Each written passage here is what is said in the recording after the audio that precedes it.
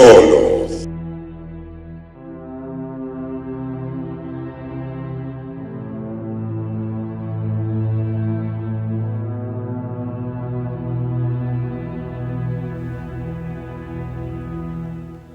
Amis arachnophobes, bonsoir.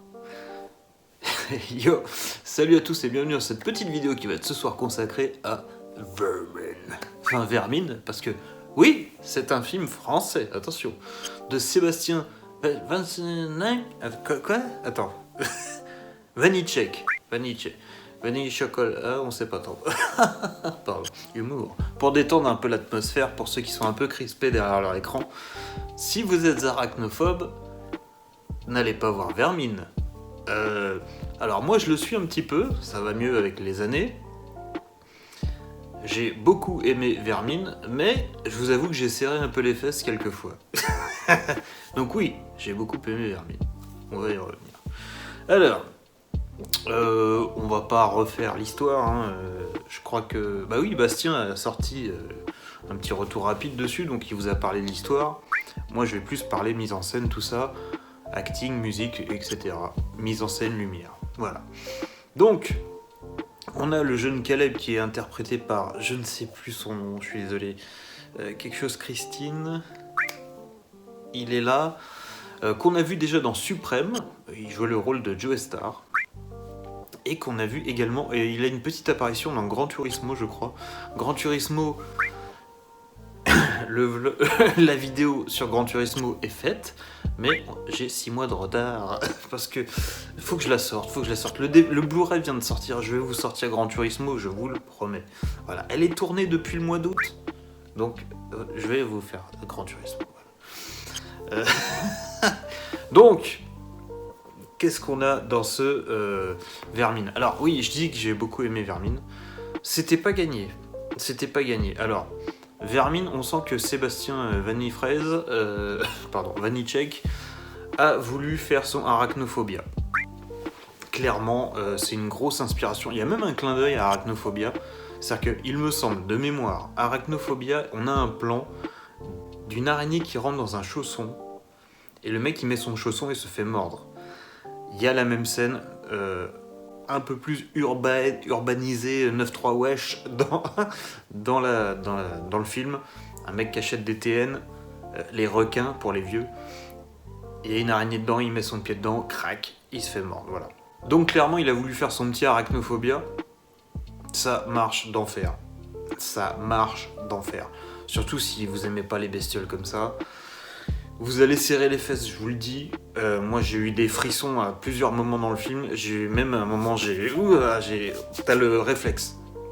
Vraiment, t'as le réflexe de t'épouster un peu partout, parce que t'en as tellement partout que t'as l'impression qu'elles sont sur toi, quoi, à un moment. Donc, voilà, je vous préviens, vraiment, si vous aimez pas les araignées, mais si vous avez du mal, c'est pas un film que je vous conseille.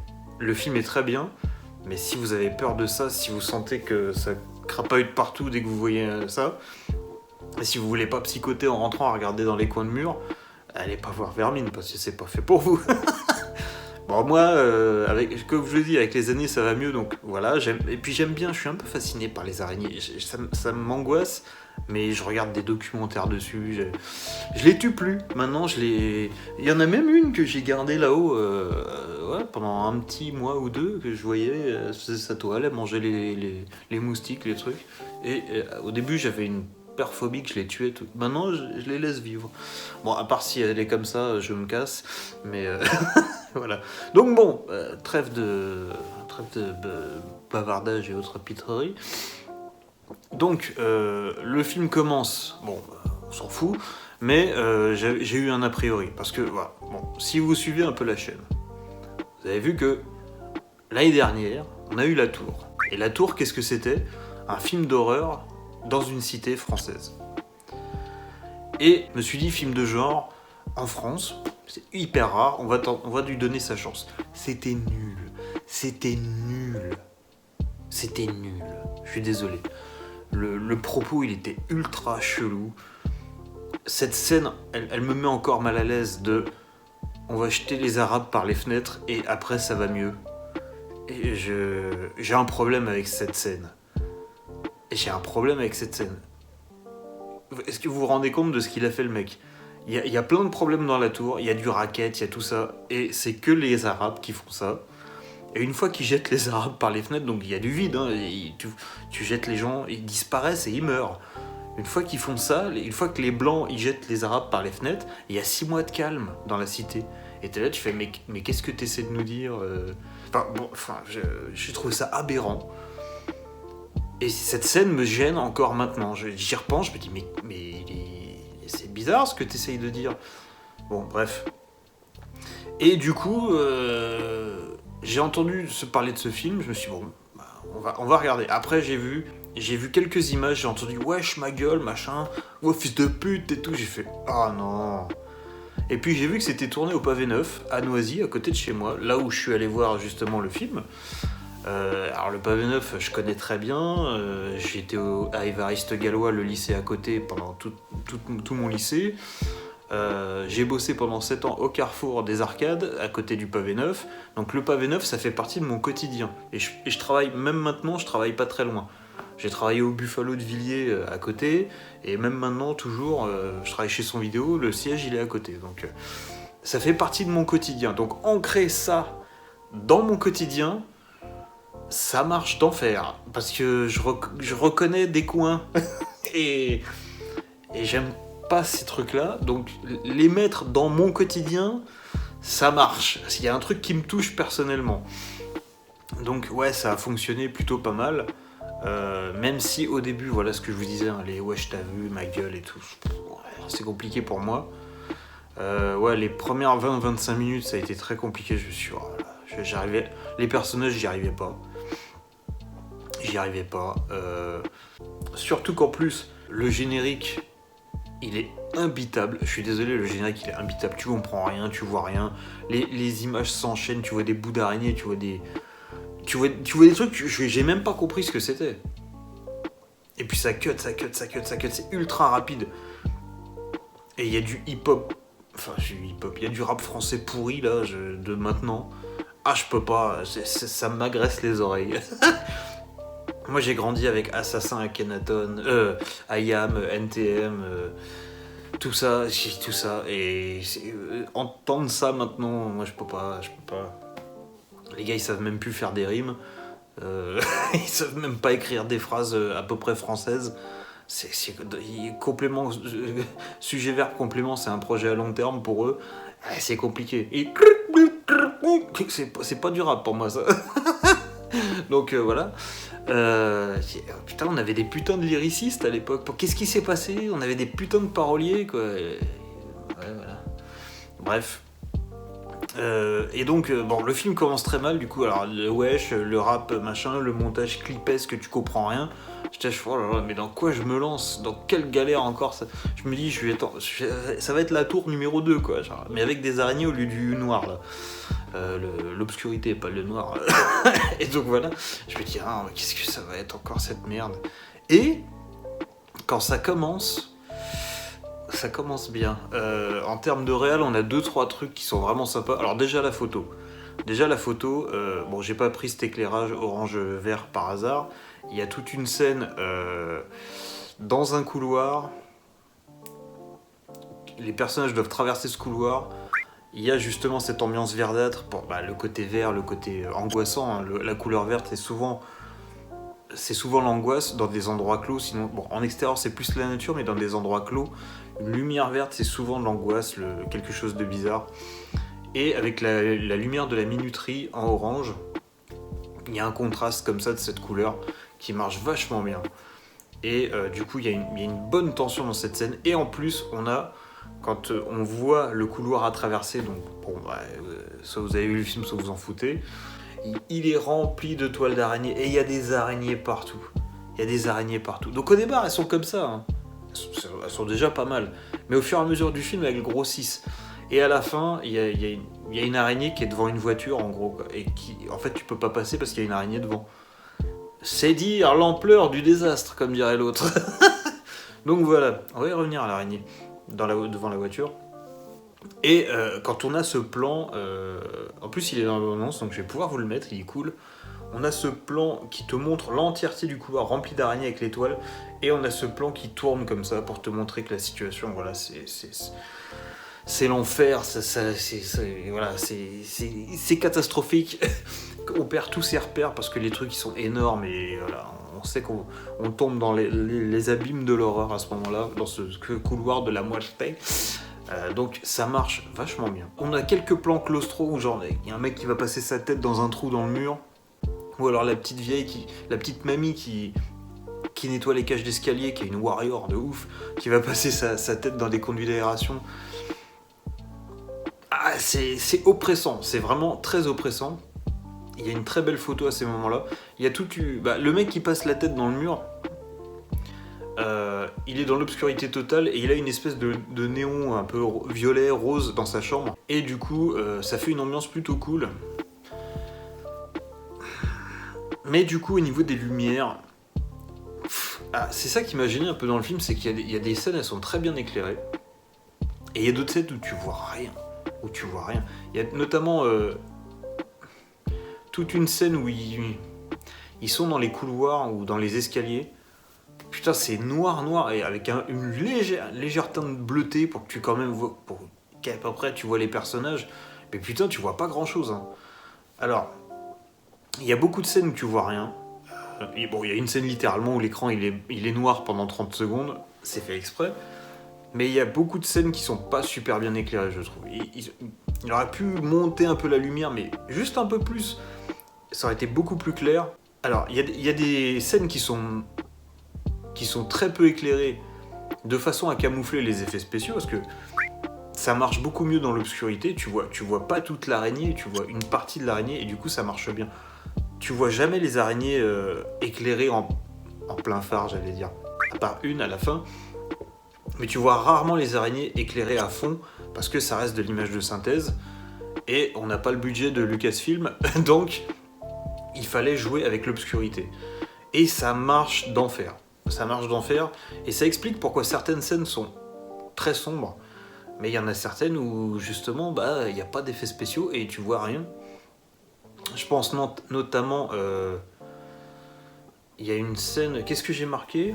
Ouais, il y a un personnage qui meurt à un moment, dans un couloir, on va dire, pour rester à peu près vague, et la minute d'après, tu ne bites rien.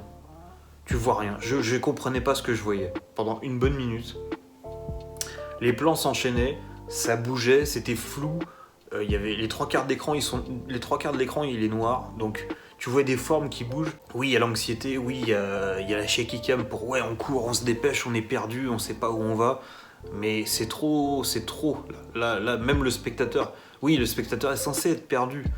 Mais il est censé quand même avoir un repère visuel, de comprendre que ce personnage-là, dans le groupe, est perdu. Là, tu comprends même pas qui tu suis.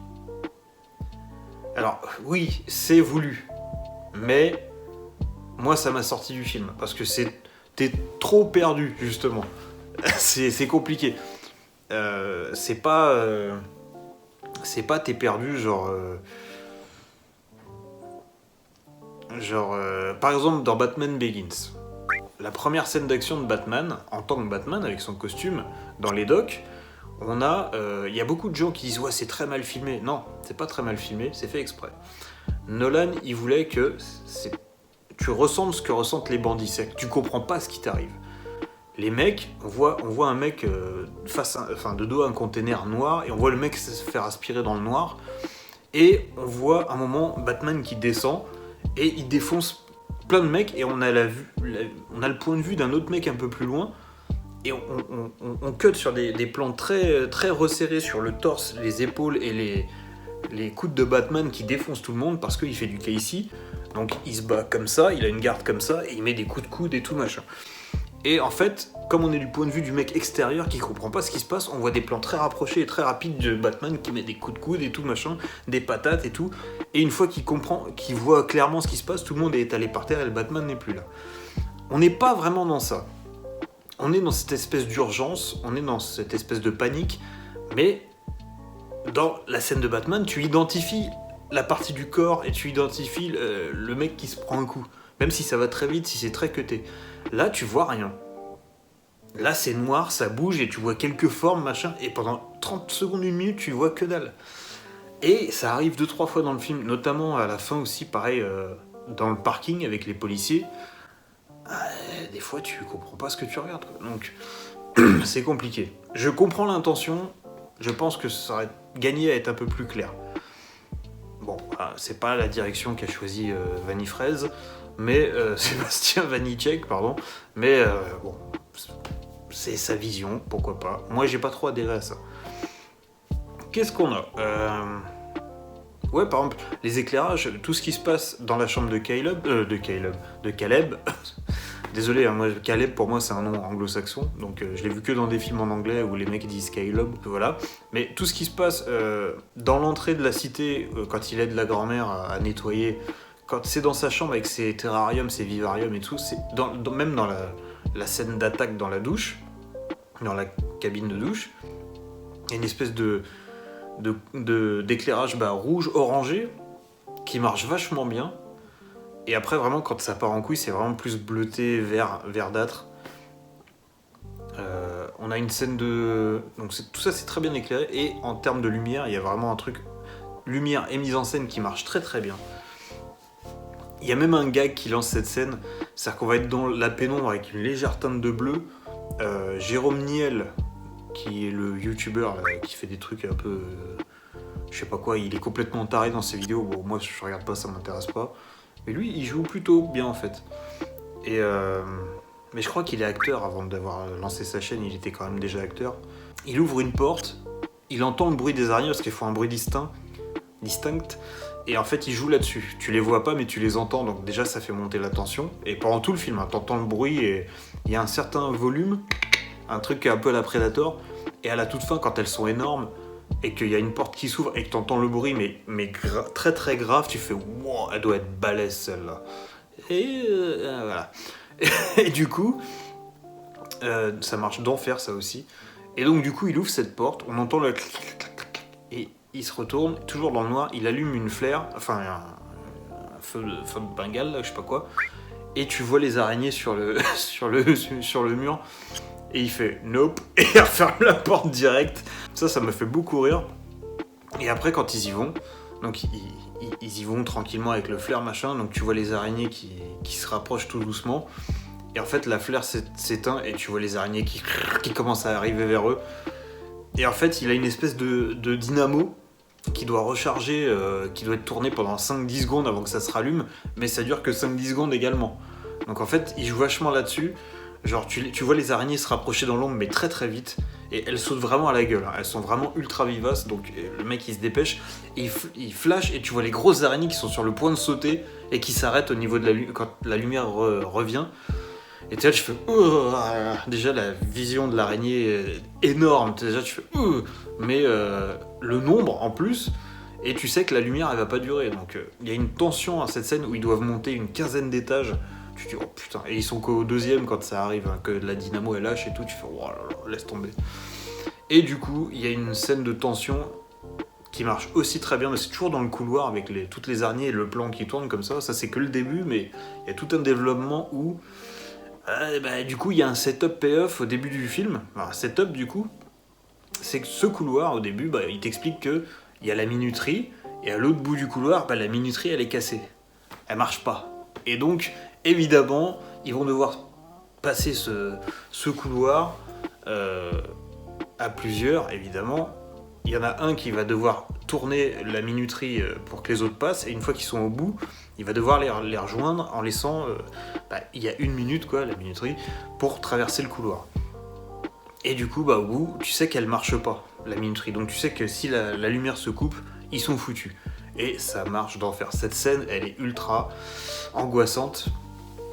Et il y a une scène qui est déchirante. Vraiment, moi, elle m'a... Elle marche très bien.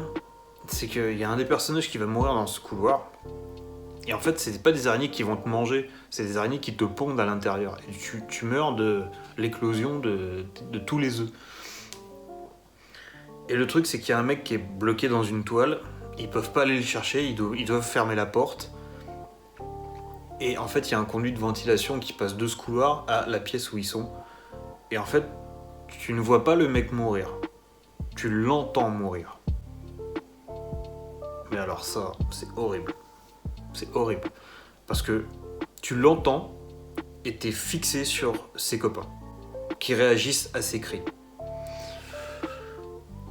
Donc ton imagination, elle travaille parce que tu ne vois pas clairement ce qui se passe. T'entends juste les hurlements et t'as les réactions en direct de ses potes. Wow, cette scène, elle te fait frissonner. C'est une vraie scène d'épouvante. Parce que tu ressens de la terreur à ce moment-là. Vraiment, c'est oppressant, c'est vraiment terrible cette scène. Elle est vraiment terrible. Et les acteurs jouent tellement bien. Ça, c'était une grosse peur aussi que j'avais. J'avais des réminiscences de La Tour à certains moments. Je me suis dit, non, non. Et là, ce sont des vrais acteurs. Encore une fois, il y a le mec qui a joué dans Suprême. Il y a une des deux nanas, la petite rebeu du coup, je sais plus son nom, je suis désolé, qui me semblait familière, et je crois qu'elle a joué dans Les Misérables de Lajdi, et elle fait la fille d'un des trois dans Les Inconnus, dans Les Trois Frères le Retour. Et c'est bien elle. Sophia, je vais pas écorcher son nom, il va être là. Et elle joue très très bien. Elle joue très très bien. Tout le casting s'en sort très très bien. Et en parlant du casting,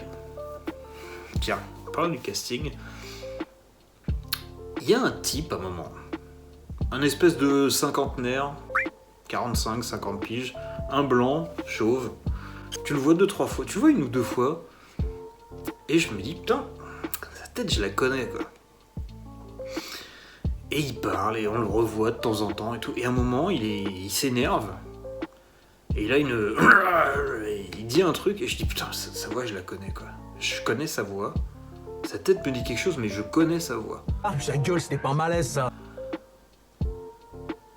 Et je me dis, attends, mais c'est Emmanuel Bonamy. Alors, si vous suivez un peu la chaîne, pas forcément cinéma, le côté cinéma, mais si vous suivez, parce que je fais des lives de jeux vidéo aussi, si vous suivez les lives de jeux vidéo, récemment, on a fait Metal Gear Solid en français. Et donc normalement là, si vous avez suivi ces lives et que vous connaissez un peu Metal Gear, le premier épisode sur PS1, Emmanuel Bonamy, ça doit vous parler. Parce qu'Emmanuel Bonamy, c'est la voix française de Solid Snake. Et oui, on a Solid Snake dans Vermine. Tu veux qu'on se tire l'oreille? C'est énorme. C'est énorme. Voilà, je tenais à le dire parce que c'est pas tous les jours qu'on a Solid Snake dans un film français. Qui en plus, voilà. Donc moi je suis content. J'ai vu Emmanuel Bonamy, je me suis dit, oh, putain, énorme. Et c'est un très très bon acteur parce que j'ai vu une interview de lui il y a pas longtemps. Et en fait, c'est pour ça que sa tête me disait quelque chose. Et en fait, avec la même tête, parce qu'il est rasé et il a un peu de barbe dans la vie de tous les jours, avec la même tronche dans un film, je l'ai pas reconnu. En termes d'acting, j'ai pas reconnu la personne tout de suite.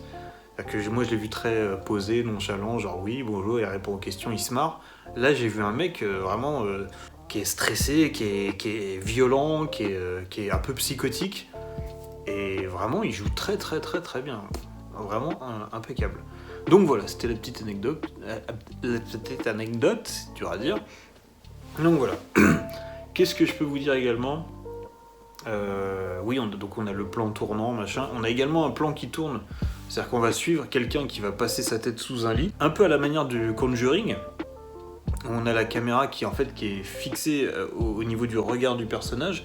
Et quand le personnage va se baisser et retourner complètement la tête, la caméra va le suivre complètement. Et on va avoir le bas du lit en haut de l'image.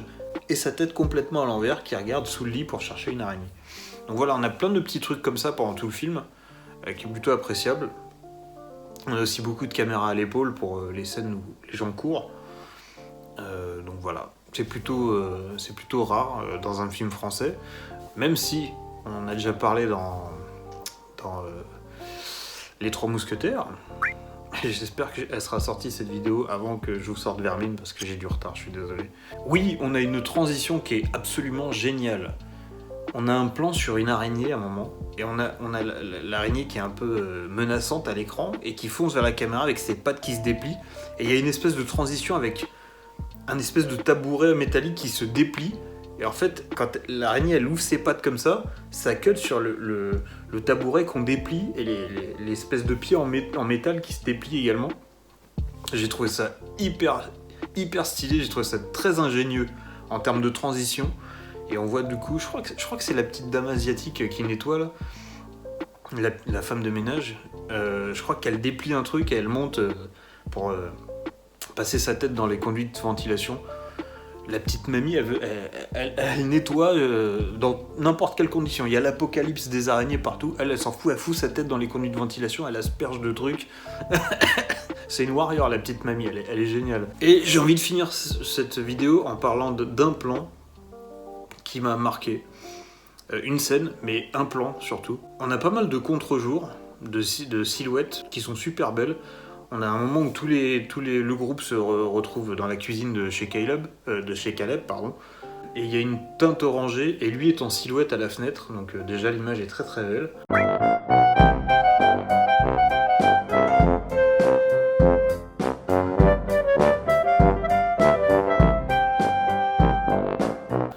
Et on va avoir à peu près la même chose dans l'appartement de Claudia, je crois. La maman africaine là, qui est super mignonne.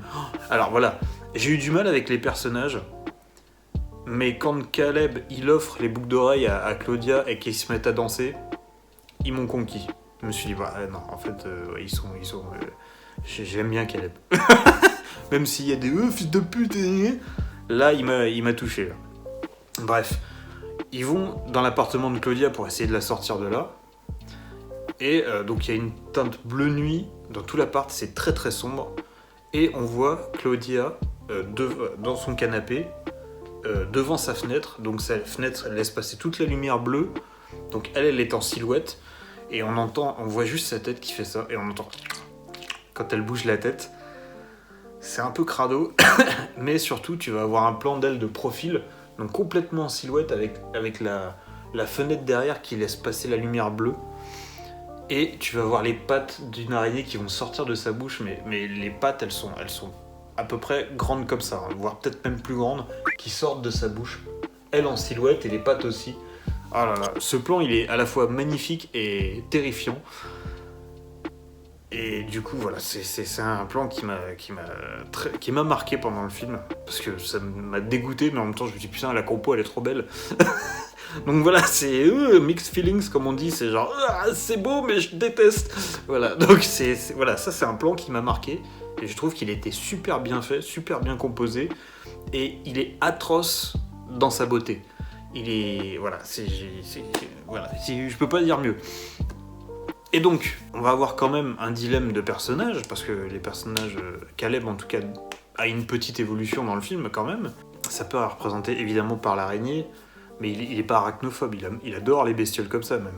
Mais en fait, l'araignée géante à la fin, la plus grosse, qui bloque la voiture pour qu'il sorte du pavé neuf, du parking du pavé neuf, pour échapper à tout ça, c'est un peu son passé, la mort de sa mère, la culpabilité envers son meilleur ami,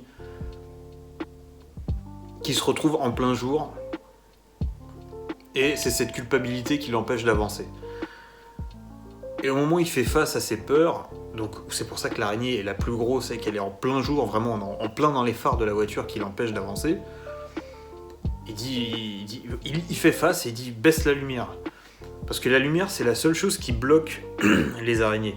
Donc en fait il décide d'affronter sa peur sans artifice. Il dit ok, je me mets à nu à ce moment-là. Il dit je vais y aller à fond. Enlève la lumière et si elle doit me bouffer, elle me bouffera, mais au moins j'affronte ma peur, j'affronte mes peurs. Et l'araignée se barre sur le côté. Et il va ouvrir lui-même le portail et il se retrouve dans la lumière, etc.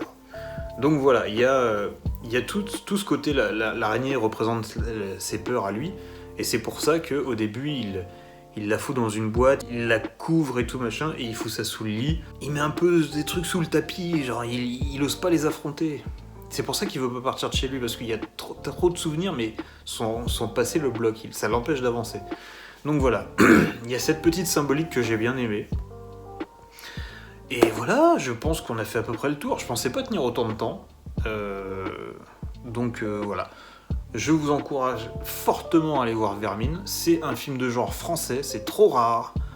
Et quand ça arrive, en général, c'est de la merde, hein, la tour. Mais là, c'est très bon. C'est très très bon. Ça fait froid dans le dos. C'est très bien fait, même si c'est pas toujours impeccable, mais le jeu d'acteur est génial. Vraiment. En général, les films français, on n'est pas très bon comédien ou dans le drame, tout ça. Là, c'est vraiment très bon. Putain, quand...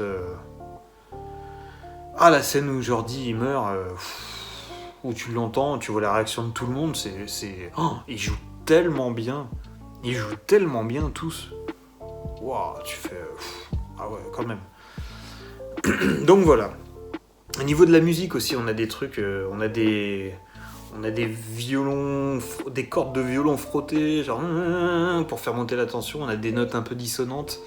C'est très classique dans le film d'horreur, ça marche d'enfer. Voilà. Allez voir Vermine. Et si vous êtes arachnophobe, n'y allez pas. Vraiment. Vraiment parce qu'à la fin elles sont énormes et il y en a partout. Donc voilà. Bonne fin de soirée et à bientôt.